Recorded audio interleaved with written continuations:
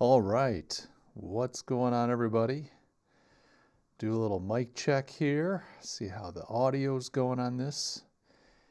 What do we got here? Where is the audio? It's nothing like jumping in for a live stream after you haven't done a live stream in a long time. Let me see here. If you're just joining me, make sure you say, hey, let me know you're here.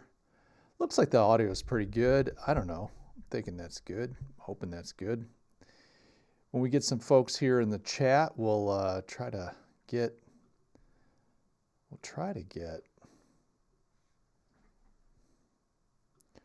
some feedback. As per usual, when I do these last minute streams, my plan is to not publish this thing afterwards. So I'm just gonna do a little stream, hang out for a little bit with Uncle Mike, and then we will leave it at that. Probably delete this afterwards. So if you're joining me, make sure you say hello. Don't leave me hanging. Don't tase me, bro. That's a good cup of coffee. Hope that everyone's Christmas was nice. Today is Sunday, December 28th. And technically, we're still in Christmas right now. That's the weird thing. If any of you remember that old song on the 12 days of Christmas, the 12 days of Christmas, well, you would think that the 12 days of Christmas are leading up to the 25th, which is the Christmas we celebrate. However, there are 12 days. I think the 25th kicks it off.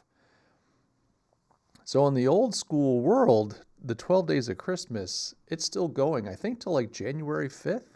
Till January 5th.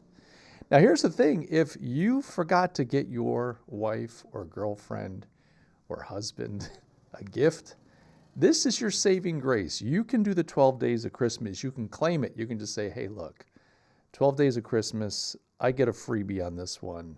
Let's go shopping. Let's get you something. Maybe 2 turtle doves, maybe a partridge in a pear tree. What is it, 7 lords of leaping? I don't know. You've got a whole menu to choose from. Hope everybody had a really nice Christmas. I hope you're doing great. I love live streaming and I miss it. And I'm like, I was just sitting here a few minutes ago and I said to my wife, I don't know what you got going on, but I'm just going to live stream for a little bit. And she's like, that's cool. I hope you get a lot of people. And I'm like, yeah, I'll probably get 2 people because I never do it. But it's just great to be back. I do see every once in a while someone hopping on and hopping off. I can see how many views I've got at any given time.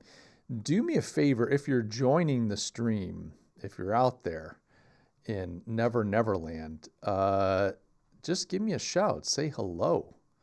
Let Uncle Mike know you're here. Don't leave me hanging. But yeah, hope you guys are doing great. I think, I don't know when the last time I did a stream. I can't remember. It's been ages. Just trying to get all my windows set up here. Forgive me for being so distracted. Of course, when I went to do this, the software wanted to update at the same time. And I'm like, yeah, okay, no problem. We can do that. We can update. Not a problem. Oh, look at that. Full screen. I get to see myself. I've got a camera over my lens. Essentially, I have a teleprompter. I have a large screen right here that I'm looking at. And then over here, I've got another display that is for my controller, so I can switch scenes, etc. Go to, one, scene 2. And that, my friends, is, I've got 1, 2, 3, I've got 4 screens of me. It's too much. It's just all me looking back. This is the narcissist dream, I guess. But if you're just joining me, say, hey, let me know you're here. And do me a favor, do me a big favor. Let me know how the audio sounds. I'm looking at my levels. It looks okay, but let me know if you can hear me okay and if the audio sounds good. But let me know you're here. Tell me what's going on. I I'm really glad. It's the weirdest. I got the weirdest thing. I love live streaming. And if I could just turn the camera on all the time and just hang out, I'd be pretty happy actually, which is kind of funny coming from a guy in his late 50s. I mean, what kinds of guys in their late 50s are into live streaming? You'd think I'm like Asmongold or something, or PewDiePie. I'm Baldy Pie. But I just love being here, and I don't do it enough. I rarely do it, which is just a shame. So if you're joining me, do me a favor, say hello. Love to have a little chat today. I do have something we can look at together later on if you want to. We're hanging out and you want to, we can take a look at. There was an article that I thought was pretty interesting.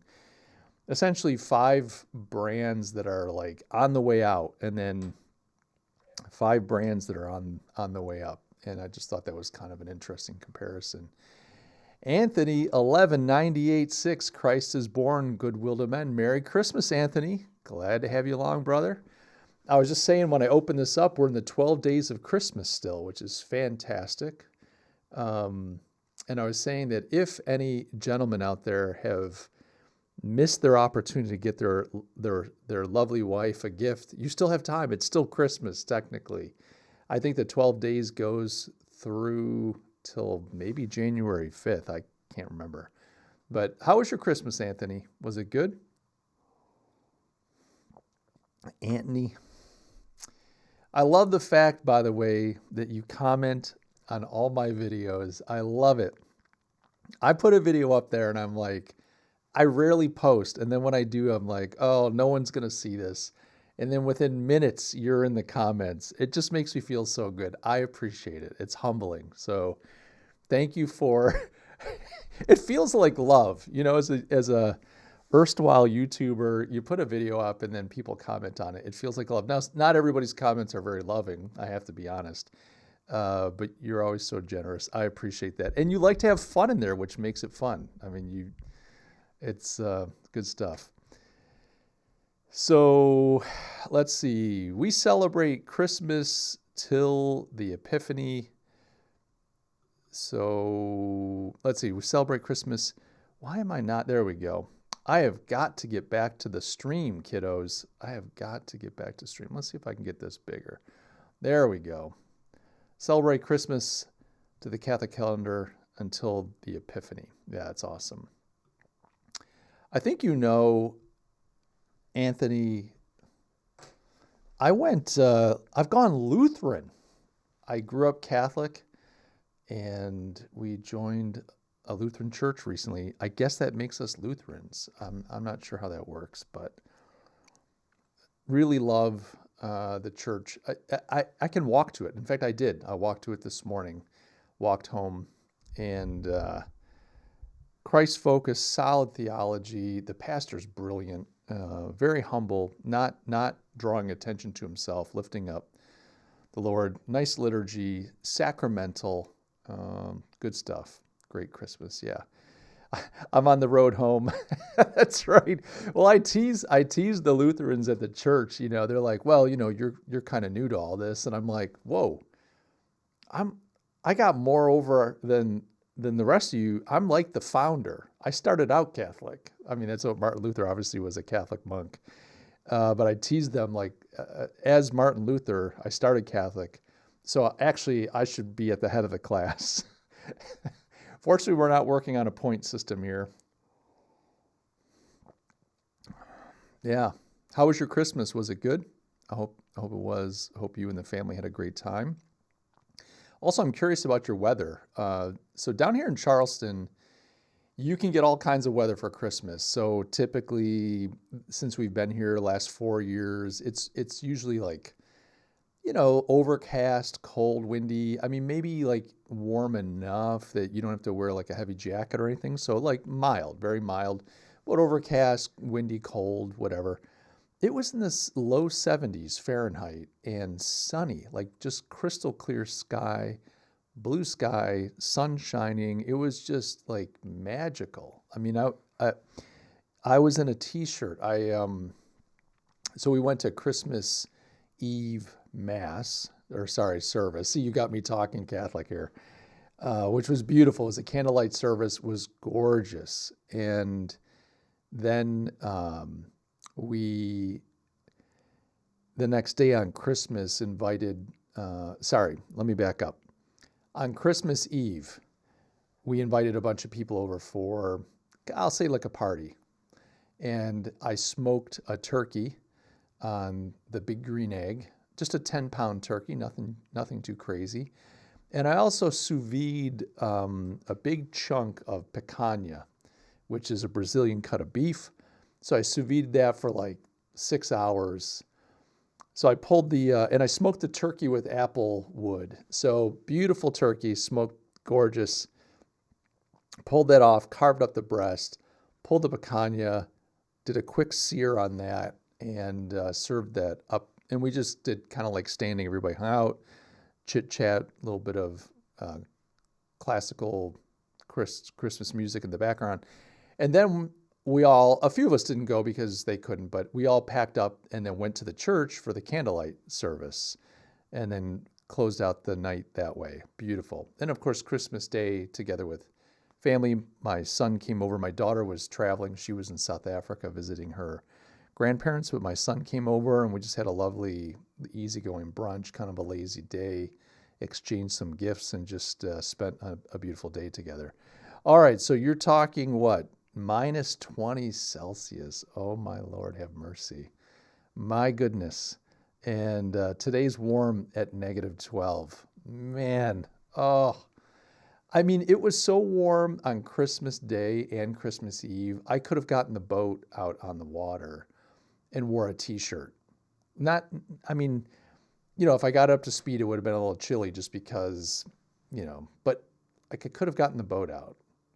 Wow, that's cold. That's cold. No, thank you. Yeah, I'm very grateful. I mean, the move down to South Carolina has been good for us, and weather notwithstanding. I mean, the weather's great. I'm not making that comment though regarding the weather. It's just been really good to have that. If you're just joining Anthony and I, or me and Anthony, do me a favor and say hey in the chat. I'm curious how the audio is. I'm assuming it's okay. But if it's a little borked, just let me know. I'm looking at my levels on screen and they seem fine. But for all I know, it's not so good. Cheers.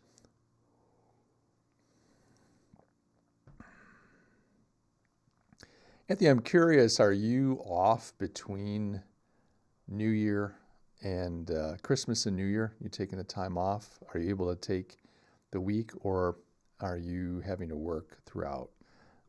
Anthony says it's excellent. Great. Thank you. I appreciate that. I was curious. Yeah, I'm just curious if you're working. I tend to take that week off. I tend to like a break. Although what I do, so I've done this even when I had an agency, an ad agency, a marketing agency, branding agency. And I would, he says, compared to 99% of streamers. So it's excellent compared to 99% of streamers, and you're working a few days. Yeah, all right, that's cool. So I would shut my office when I owned my agency and I had employees. We'd do a Christmas party, hand out bonuses, and then, like shut the office down, maybe, early Christmas Eve. And I would try to do the Christmas party on Christmas Eve. And rather than do a nighttime party, I'd book a restaurant. We go over, I had an office downtown. We go to some really nice restaurant downtown, either take up a room or get a really big table. Man, I had, 12, 15 employees at the most, just fluctuate up and down. And then call it a day early, just send everybody home. And then we would shut the offices down between Christmas and New Year, nothing. Then we come back in the New Year. And quite frankly, doing design work, et cetera, like clients weren't looking for anything. There were no deadlines, there were no due dates. Nobody was spending money, budgets were gone. Clients were all with their families. We didn't need to be open. But I like to go into the office a little bit, kind of poke around, clean up my desk, get caught up, just do, like, I like working. I like working, but I like working on things that I care about or that I'm interested in. I love taking that time to just have some quiet in the office by myself, and just clear through some of the stuff that just had been unattended to, tidy up, and then kind of, clear the decks so that I was ready for a new year with fresh start. And now that I've been working from home, I've been a consultant working on my own. I do that now. I just try to take the time off. So I'll be working the next few days, looking forward to it. But I'm hoping that I can put some time into YouTube, et cetera. I'm launching another. So I think any of you that have followed me for any amount of time know that I launch things from time to time. So I'm launching a paid newsletter. So years ago, I did a paid email newsletter. I called it Broadside, and I kind of covered like culture, politics, business, strategy. I was like all over the place. And it was like back in 2022, early 2023. And I found it frustrating because it was like I was doing free email, then I was doing paid email, and it was just like, it didn't make sense. I was frustrated, and I feel like it was just like one more old guy, writing about the latest pop culture thing, and who cares? Who cares, boomer? Then I shifted over to a print newsletter called The New Privateer, and that was a lot of fun. It was a lot of work. It was like a 16-page, once a month. It was not cheap. It was like $97 a month. I had a handful, like more than a handful. I had dozens of subscribers, which was really cool. But I found with that, it was becoming very tactical. It was kind of getting into this how-to, and that's on me. I think I positioned it not quite right. And you figure things out as you go. I tend to be one of these guys that like do something and you figure it out as you go. So I did that. That was a great experience. And really, I would have kept going with that. My biggest issue with that was top of funnel. I needed to focus a lot on YouTube to get people to come into the newsletter, to convert, et cetera. But I was putting so much time into my consulting. My consulting business blew up. Right when I launched this thing, my consulting business blew up. And it was a great problem to have. Cash flow was good, but time flow was not the best. And then I decided I really want to do something that's more strategic, more strategy oriented. And so what I'm doing January 6th, a week from Tuesday, I'm relaunching Broadside, but I'm launching it as a paid email newsletter, and I'm focusing solely on strategy. So if somebody's, if you own a business, if you're some type of leader, if you're making decisions that have consequence, then I think it's something worth checking out. So that's what I'm doing. So why did I bring that up? So what I'm going to be doing this week is focusing somewhat on getting that launch ready, which has been a lot of fun getting everything set up. But I will be in the office, and I'm hoping, as always, to be able to do a lot more YouTube in 2026. That's what I want to do. Anthony says, I usually go in one day every year and clean up our shop, organize materials, etc. That's the thing. I love kind of getting cleaned up, getting things sorted out. It's just, I don't know, just a good feeling. I don't know if anybody else has joined us. Tell us what your plans are between the holidays. We're in the midst of the 12 days of Christmas, and we've got New Year's staring down the barrel, which is, fantastic. Glad to put 2025 behind me. I don't know about you, it was a very difficult year in a lot of ways. Very difficult.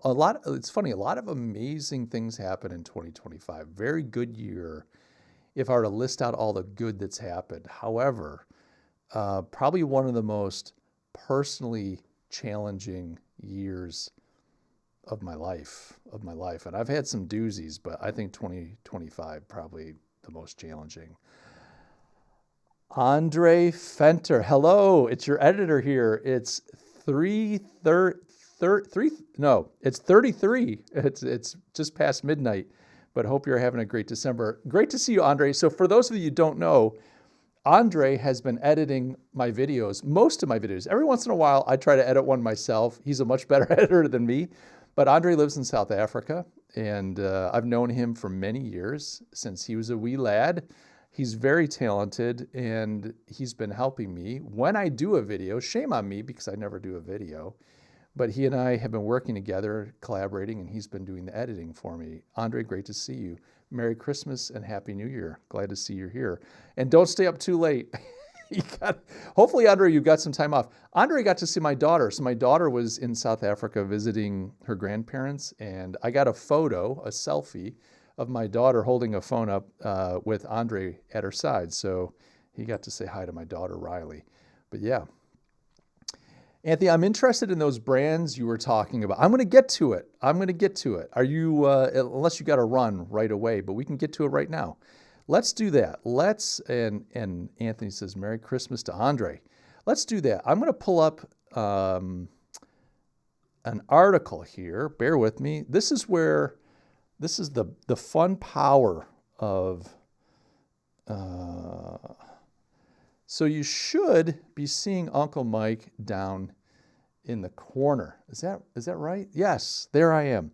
All right, so this was a recent piece in Marketing Communication News, 5 brands that own tomorrow and 5 that are running out of time. And it was written by, and Anthony says, I'm in no rush. Look what I just did. Isn't that fantastic? I'm assuming that'll go away in a minute. All right, we're going to just stop that. Oh my gosh. Hopefully I haven't given anybody a stroke. Let's see if we can, it's still doing it. All right, let's go back here.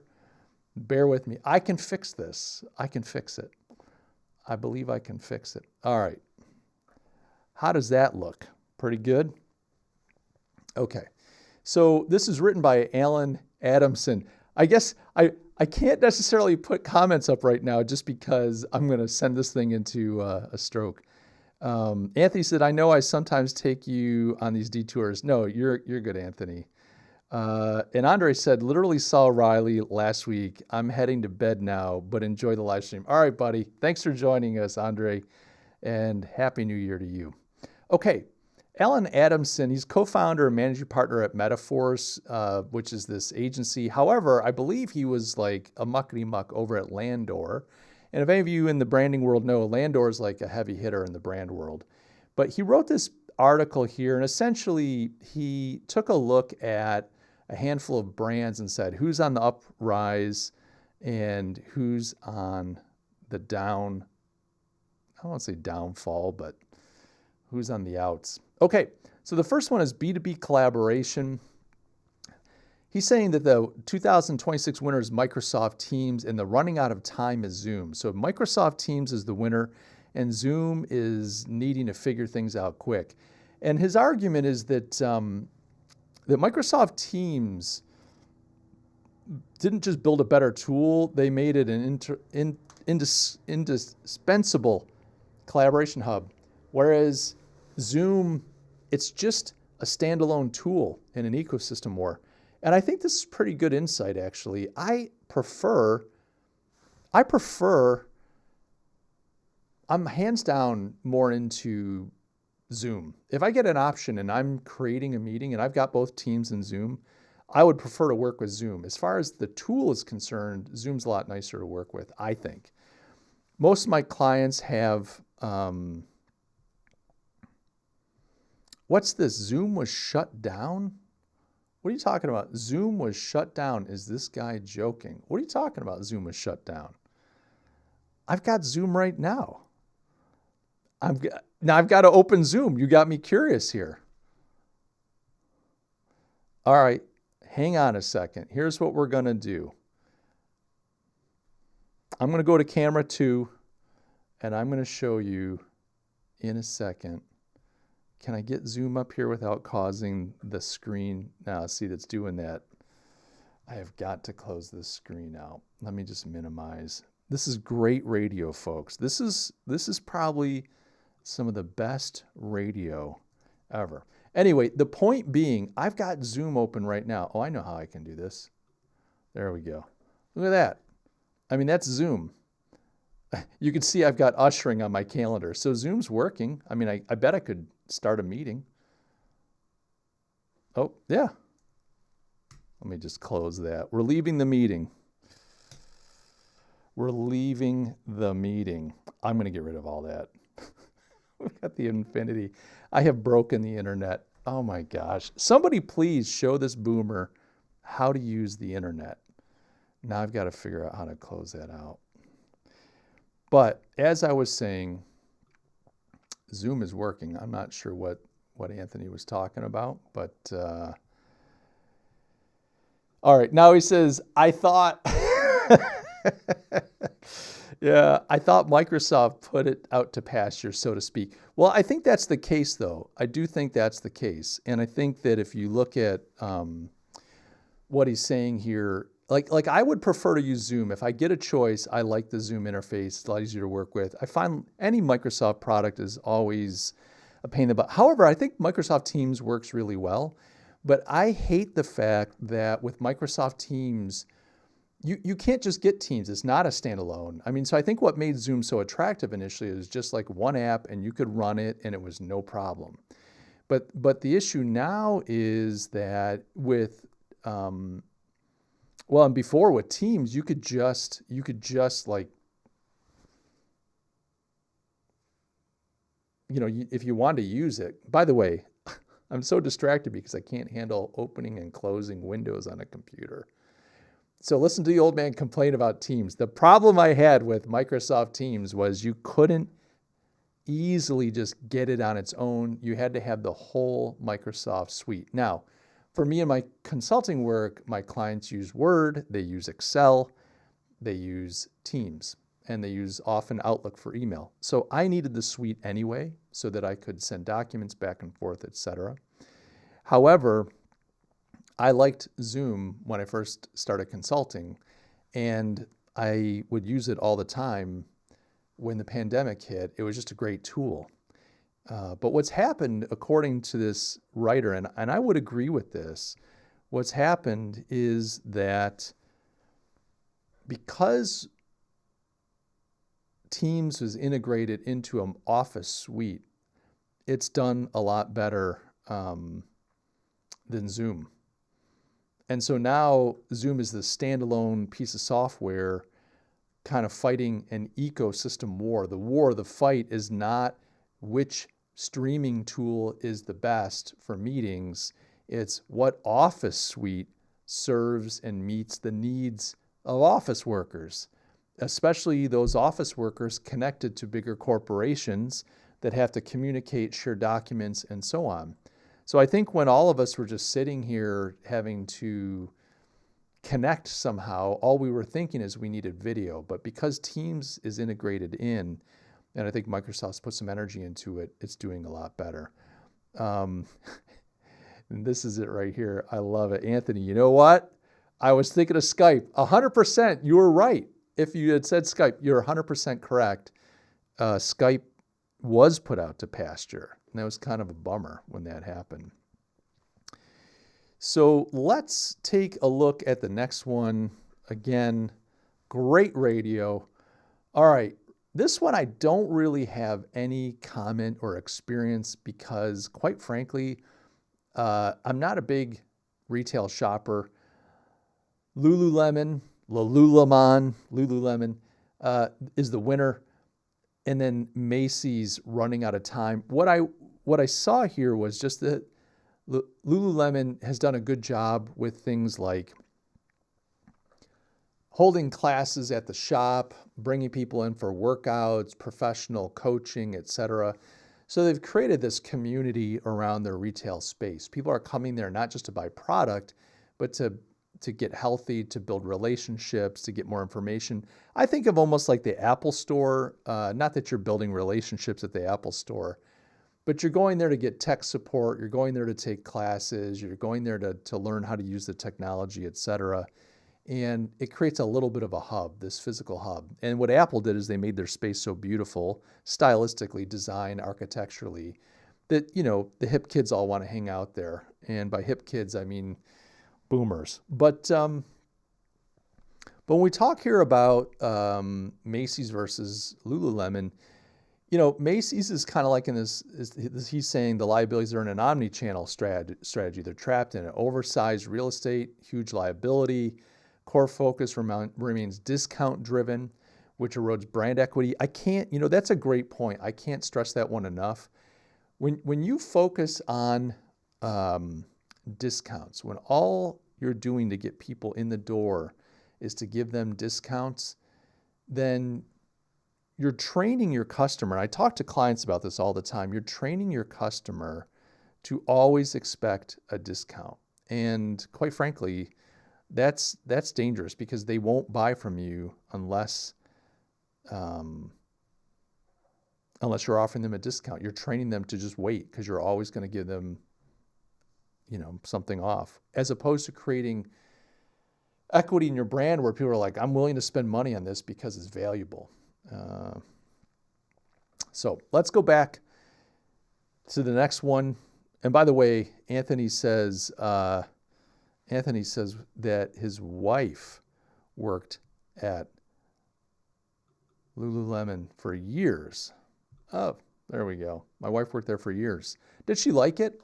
I remember hearing some bad things about the owner of Lululemon. I don't remember what the deal was, but I heard there were some issues. He said, they are a vibe. Plus, the clothes are so good that you love the product as much as what it says about you. The men's pants are actually also nice. I didn't even know they did men's clothing. What's that all about? What is that all about, Anthony? First of all, let's get this type the right size. But what is that even all about? They do men's clothing? I'm a little concerned, buddy. There we go. Look at that. Look at Uncle Mike with the computers and whatnot. My gosh, I am so out of practice. You guys, you're too good to me to hang out with me because wait, why wouldn't you? This is the best quality streaming known to YouTube. I'm sure I'm going to get a phone call. They're going to want to, some talent agency is going to want to assign me as part of their streaming talent. I'm like, oh my gosh, you're the next big thing. All right, let's get back to the article. Let's take a look here. I just don't know what to do with that comment about the men's pants. I didn't know that they did men's pants, but Anthony, I cannot tease you because you're too nice to me. I can't tease you. All right, financial services. The winner, Apple versus PayPal. Boy, this one's true. I'd be curious to know how many folks on the stream use Apple Pay. So Apple has won because they're part of an ecosystem. Strategic focus, frictionless utility. Apple's strategy is to treat payments as an ecosystem first. Their proactive investment in Apple Pay Later, embedded finance directly into the operating system. The CX, that's customer experience, is defined by convenience, security, and low friction, treating the transaction as utility that reinforces the value of its ecosystem. This is so true. And then PayPal's customer experience adds friction, an extra login step. Their product is fragmented. Venmo, Honey, PayPal. They waited too long to make the investment necessary to eliminate friction from the checkout experience. To survive against the ecosystem giants, PayPal must execute a radical shift to an invisible API-driven system. Okay, here's the thing. I do agree with this. I mean, look, I've been using PayPal. I'm going to make this even bigger. We'll just keep making it bigger. No, it's too big. I mean, all of us have used PayPal at one time or another. I mean, it was kind of the way you could get stuff done back in the day, early internet. But if I'm honest, I mean, it's rare for me to use PayPal. Now, here's the thing I'm curious about. I'm intrigued. Now, I know I'm an old guy, but I am intrigued by Apple Pay. I have not used it. I've been accused of being an Apple fanboy. You can see the Apple tech behind me, and everything's Apple here. And it's been that way since the 80s. I mean, I've been an Apple guy from day one. I have used PCs just because in some of my corporate jobs, I would have to use a PC. However, I have been an Apple user for decades. And I'm not saying one's better than the other. I don't really care about that argument. I'm just saying I'm part of their world and have been for the better part of my adult life. However, I've never signed up for Apple Pay. There's just something makes me a little sketchy about, using the phone to pay for something. Why? I don't know. Just call me an old guy. I use credit cards.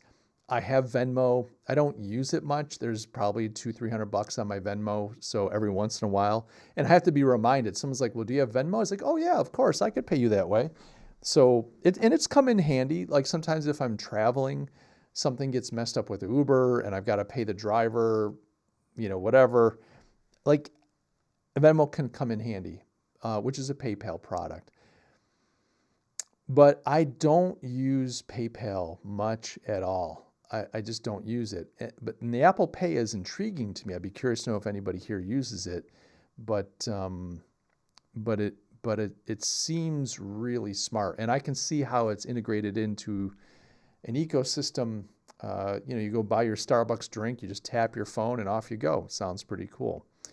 Anthony, we're going back to Lululemon. They have men's pants that are very comfortable and stretchy, but look like dress pants. I don't know, man. More power to you. You're very secure in your masculinity if you're wearing Lululemon men's pants. I'm yanking your chain a little bit. I've never worn them. I'm a Levi's guy. I do wear dress pants though. However, so Anthony says, I use Apple Pay on my iPhone every day. I've avoided PayPal at all costs because of all the scams that seem associated. Yeah. One of the things I did not like about PayPal, they made a couple tactical errors back when the nanny state was ratcheting down on all of us peons. PayPal came out with, like, we've got a right to get at all your data. We have a right to kick you off the system and freeze your assets. If they overstepped.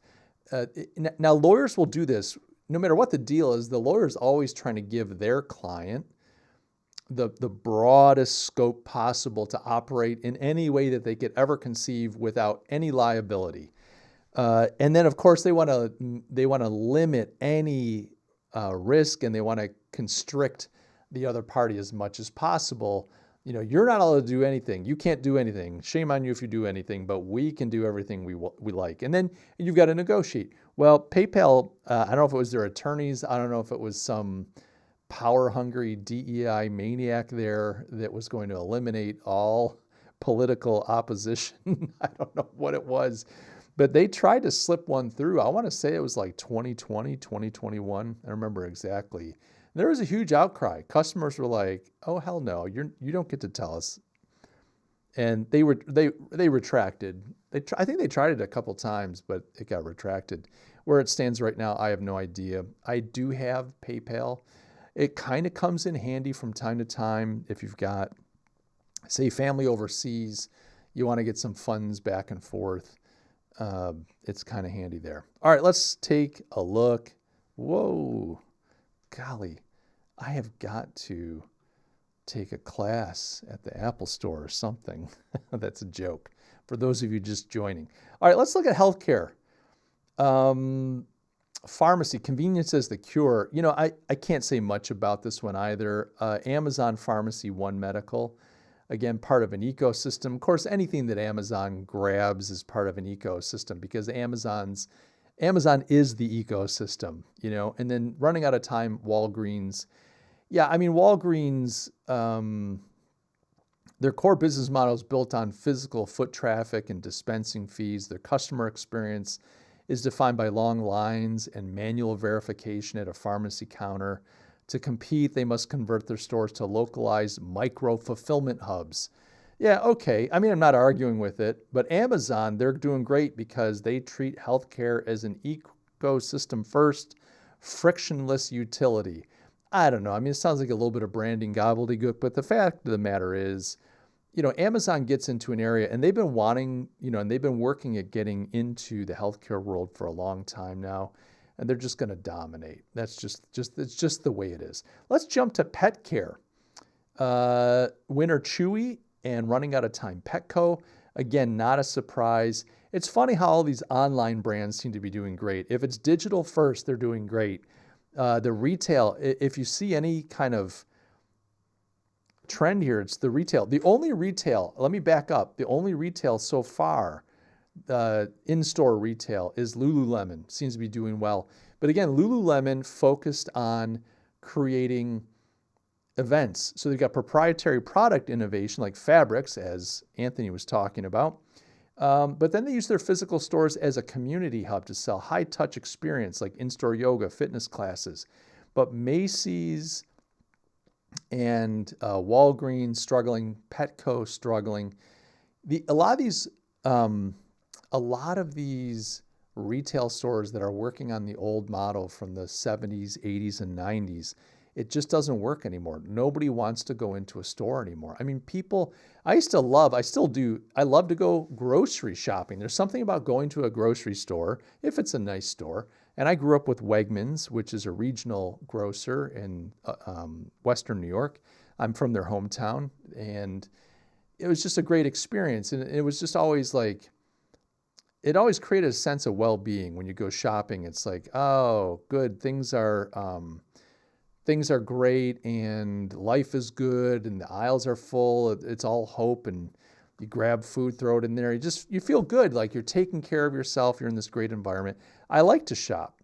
But even with grocery shopping, no one wants to do it anymore. I mean, more and more, when you go grocery shopping, you're fighting in the aisles with the folks that are doing the shopping in the delivery. What's the name of that company? Why am I going blank? By the way, Anthony says, we don't have Walgreens, but I'm trying to use Amazon less personally. Yeah, I hear you. I mean, I do shop with Amazon. I buy books. All I do is buy books. I just sit here and buy books all the time. Gosh. I mean, I just have stacks of them everywhere. If someone could just pay me to be a full-time book reader, all would be right with the world. Anthony says, Gen Z has no attachment to these old brands. I would agree. So I would say two things. Number one, they have no attachment, agree 100%. But number two, I just don't think that Gen Z, Gen Y, I don't think they want to go into retail stores. They just don't want to go shopping. And I don't know if I blame them. I mean, I enjoy certain kinds of shopping. Like I was saying, grocery shopping is pleasurable to me. It's can be kind of relaxing, but there's the hassle of the trip and so on. What is the name of the company that you can do your shopping? Now, I'm not talking Uber Eats. I know you can do like that, but there's a company that will do the shopping for you, and I'm like totally zapped out. But you can see the stores, the supermarkets have whole sections, like they've got like rooms dedicated to this company so that people could come, fill the orders, bag them up, package them, and then go off with them. I mean, it's pick, pack, ship. It's kind of crazy. So you're in the aisle trying to find a box of crackers or some Captain Crunch, and you think you're there with a fellow shopper, a neighbor, that you don't know, but someone that lives in the area, and they're just filling their pantry. And no, this is just some guy or gal that gets paid to go shopping for other people. And I wish I could remember the name of the company. This drives me nuts. Let's go back here. In fact, I probably could just look it up real quick, couldn't I? This is company that shops for you. This is terrible. It's the worst way to do it. TaskRabbit. Instacart. Instacart is the one I was looking for. Bingo. All right. Anyway, so Instacart. Yeah, a lot of people just turn to Instacart to get their shopping done.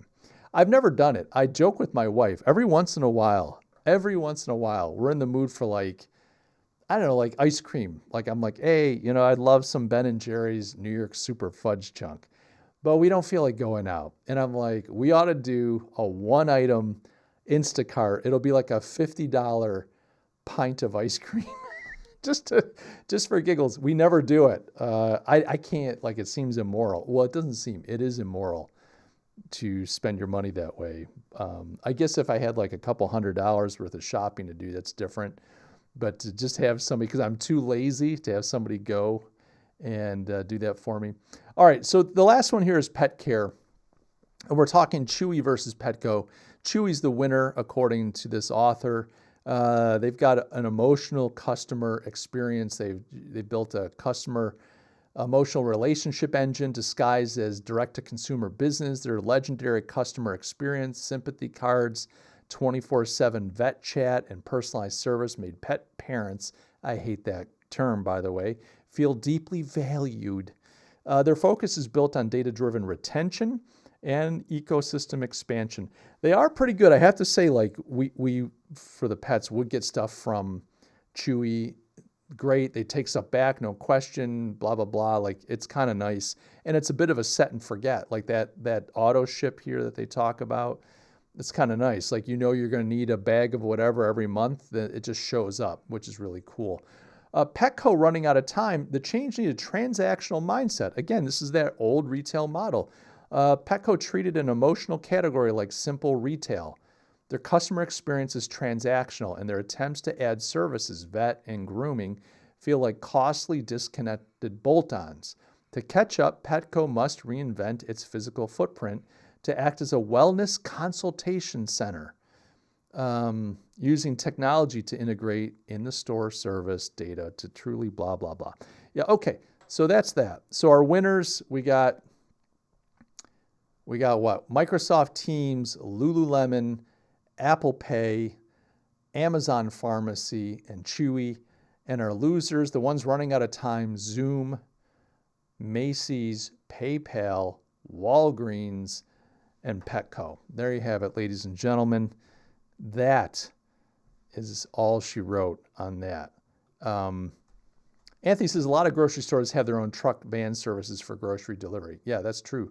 And I do remember back when the internet was a big deal, when it first happened, there was a company, they would install or drop off like a cooler. It was like this big chest that you could have installed at your house, and then you could order your groceries online. They would go shop it, and then they would put it in the cooler. You come home from work, and your groceries would be in this kind of locker, if you will, this insulated locker waiting for you. And they were rolling it out in certain cities. They were just doing it in, I don't know, Boston, or there's a handful of larger cities. It never took off. They had all kinds of investment. People were very excited about this, rightfully so, but they were a little early. And I think they didn't really solve the problem correctly. Whereas Instacart, if it weren't for the pandemic, I mean, Instacart, a lot of these businesses like Zoom, Microsoft Teams, Instacart, etc., have blown up with the pandemic because people stayed home. And all of a sudden people realize, well, I don't have to go to the office anymore. I don't have to go shopping anymore. I can just sit home in my gym jams and watch Netflix and get depressed and take my psychotropic drugs and order my crap online. What a world. What a world. Voila is one brand here. Walmart does grocery delivery. Yeah, another thing a lot of these places do too, they'll do, like, you can pick up. So you can put the order in and then just kind of drive up. Curbside. Curbside is pretty cool. I mean, if you don't feel like getting out of the car, but you want to at least leave the house, you could do curbside. Yeah, pet parent. That one, I just, especially like on a Father's Day or Mother's Day, like, I get it. We have pets. I've got a cat. I've never had a cat before. Lydia, I did not grow up with pets, so to speak. I think I had a bunny rabbit for a while. But Lydia grew up with animals, and she introduced me to animals and softened my heart. And we've had a couple dogs. We have a dog right now, a golden retriever, who's a royal pain in the neck, but she's very sweet. And Lydia had a cat. We had a barn cat when we were in New York, and the barn cat, as they do, got pregnant. We had her fixed afterwards, but she had a litter, and there was a runt that Lydia saved. Actually, the runt almost died, but she nursed it to life. And as we were giving away all these pets, I said to her, "Can I keep the runt?" This little thing was so sweet, and I fell in love with it. Little tiny thing. I'd sit and read a book, and it would just sit on my lap. This little tiny kitten. It was just the cutest thing, and so I kept her. Her name is Pippa. And she's great. So we have a cat and a dog. And I understand the affection that people feel for their pets. I respect it. I mean, I think God created us to have these kinds of connections to animals. If you don't believe me, read Genesis. That's how it works. Man and animals. We are connected, mankind and animals. But this kind of, I don't know, like you're a doggy daddy and it's Father's Day and you get a card from the dogs. It's a bridge too far. And I'm concerned for the society. I understand people want to have, to celebrate these relationships. And maybe some people are not fathers, but they have a dog. And so their way of kind of compensating is to do some type of doggy daddy day thing. Like if you can have kids, the pet parent thing is just, yeah. Anthony says people replacing having kids with having pets is a whole other issue. It is. And I look, not everybody can have kids. I get it. And it's a heartbreak. Like some people want to have children, they can't. It's kind of sad. There are some people that could have children and just absolutely don't want to. I think the world is a crazy place right now. And I think, people have children when they feel secure. People have children when they have hope, etc. Although you could argue that children create a sense of hope. But not an easy world right now to have a family. I will say that much. We don't have most of the brands you have that are not doing well. Our last big department store filed for Chapter 11 this year, HBC, Hudson Bay Company. Hudson Bay Company. I've been to Hudson Bay Company. That was a big company. That just went Chapter 11 last year. That's sad to hear. I was at one in Ottawa many years ago, probably in the 90s. So, I mean, it's been quite a while. But they had pretty cool product. I like that brand. The Hudson Bay brand was pretty cool. Especially for this Yankee. Even though I'm living down in Charleston, South Carolina, Hudson Bay looms large in the history of North America. And the trappers, the fur traders, the explorers, that's Hudson Bay. I love that. The whole ethos around Hudson Bay is pretty cool. I've never been to Hudson Bay, the geological formation. I've been to the store, but never to the Hudson Bay that it's named after. So that's it for the brands. Kind of interesting. I mean, I'd be curious to see the Teams and Zoom one. I guess I agree. I get what he's saying. I just think that Teams wins by de facto of just being part of the Microsoft ecosystem. And Microsoft, it's been the 800-pound gorilla in Office product, Office platform software forever. I mean, it'd be great to see something or someone unseat Microsoft because their products stink. Although I will say Teams works well and the interface isn't too obnoxious like some of the other Microsoft products. Oh my gosh, they're so too much. What happened is their biggest asset was their retail holdings. Investors split that part of the company off. It's all she wrote not too long after. Yeah. I think, all these brands that we remember as young people, these brands have been around for generations. There's so much change in the world right now. And the thing that concerns me, I don't mind change, and I think change is good. I think economic pressure, I think competition, all that stuff is fine. I think that's actually really good. What's concerning for me is this centralizing. It's almost like, and I think you're going to see this with AI. And I'm doing some writing on this. It'll show up in Broadside, my newsletter. Yes, that's a plug. Link in the description. But the more that we use AI, especially for things like search, is the more that AI becomes the interface, the window by which and through which we access the internet. The more that the internet is mediated by AI for us. And what I mean by this, and I'll finish that thought in a second, but what I mean by this is just that, like, it used to be that you'd open up Google if you want to find something and you'd just search it. You'd just search it on Google and you'd find it. When I was trying to figure out Instacart, I couldn't remember their name. I pop up, I search Google, there's the name. But that's changing. I see it in my own behavior. More and more, I go to ChatGPT if I want to know something. I'm not searching Google. In fact, I avoid it. It's almost like I don't want to ask Google. And Google's using Gemini, its own AI assistant, to give answers. That answer that I got when I asked about the companies that do shopping for you, that was a Gemini answer. Gemini answered with a handful of names. But I prefer to go to ChatGPT. Why? I don't know. I don't know. There's I hate to say this, I'm just trying to deconstruct a little bit, but like there's a little bit of a personality, if you will. So if it gives me an answer, I can have a sort of discussion with it about the answer, tell me more, etc. But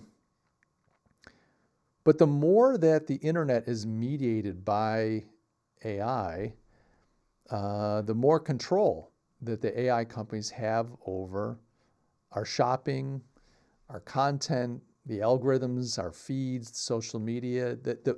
We're looking through this one window, and more that one window is an LLM. They're integrating these things into our browsers. They're integrating them into the software that we use. And so what ends up happening is, your shopping, your search, the videos you watch, the articles you read, the social media feeds, etc., all this stuff that becomes mediated by one corporation. Now, you might choose one corporation, I might choose another. You might like Claude, so you're using Anthropic's product. I might like ChatGPT, so now I'm using OpenAI's product. I use both, by the way. But whereas a few years ago, we were convinced that this was all about creating content. You use the LLM to write a blog post. This is amazing. It'll write the blog post for you. And I was I was very hostile to that. I'm like, that the content's garbage. Do not let it write your content for you. But we are using AI as our mediator, the way that we access the internet. And the more that happens, the more power that consolidates and concentrates in the hands of, one corporation or the other. So right now, like Microsoft can take advantage of the fact that it controls the software used in an office. And so when it puts something like Teams out there, even though Zoom got a head start and we were all using Zoom initially, well, Microsoft can just start rolling Teams out. It's integrated into its other products. And at the end of the day, everybody's using Teams, whether they like it or not. Every time I get a client invite for a meeting, it's a Teams meeting. That's just the way it is. I have multiple clients. Everybody's using Teams because everybody uses Excel, Word, etc. All right, let's see here. Anthony says, I'm avoiding using AI if I can. The bubble, real, plus the multiple negative impacts. Have you seen RAM prices? Yeah, RAM prices are a problem. And if you're a gamer, my heart goes out to you, because if you want to upgrade your box, good luck. It's expensive. Yeah. Is this pressure on RAM prices solely because of AI? I'm kind of curious, because why would AI be driving RAM prices when Bitcoin, et cetera, digital currencies didn't? Because the digital currencies were a big deal. What about AI is driving those RAM prices? But yes, I've been seeing news stories about it. Yeah. Anthony says, yes. Yes. Yeah, people have been making a lot of noise about it. It's quite something. I'm curious what is driving it. What specifically? So we can say, yeah, it's AI. I get it. But like, what specifically about AI is driving these RAM prices? It's kind of a curiosity.